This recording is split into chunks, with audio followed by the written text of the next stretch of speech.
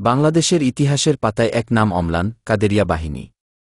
১৯৭১ সালের মুক্তিযুদ্ধে যারা রণাঙ্গনে নিজেদের বুক সঁপে দিয়েছিল, আজ তারা আবার এক মঞ্চে, এক পতাকার তলে সময়ের স্রোত পেরিয়ে ফিরে এসেছে সেই অবিনাশী স্পৃহা।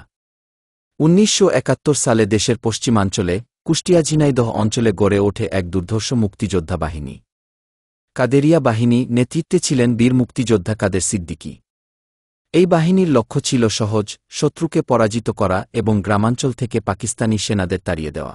গেরিলা কৌশল, সাহসী হামলা এবং অদম্য মনোবলে তারা একে একে শত্রুর ঘাঁটি ধ্বংস করেছিল। আজ কাদেরিয়া বাহিনীর মুক্তিযোদ্ধাদের সমাবেশের সব প্রস্তুতি শেষ।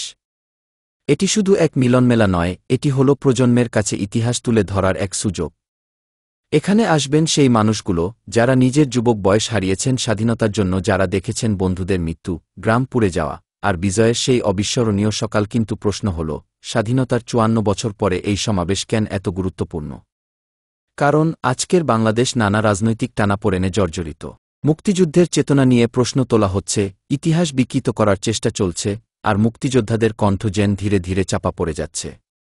এই সমাবেশ তাই শুধু স্মৃতি নয়, এ এক প্রতিবাদ, এ এক ঘোষণা।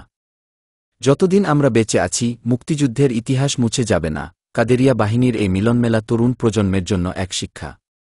স্বাধীনতা কোনো কাগজের দলিল নয়, এটি রক্তে লেখা এক সনদ। আজ যারা বইয়ে মুক্তিযুদ্ধ পড়ছে, তারা যেন মুখোমুখি শুনতে পারে সেই গল্প।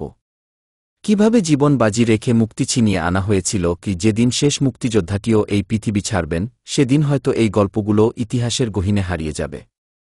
তাই যতদিন সময় আছে, ততদিন এই মানুষগুলোর মুখে শোনা উচিত। বাংলাদেশ কিভাবে জন্ম নিয়েছিল,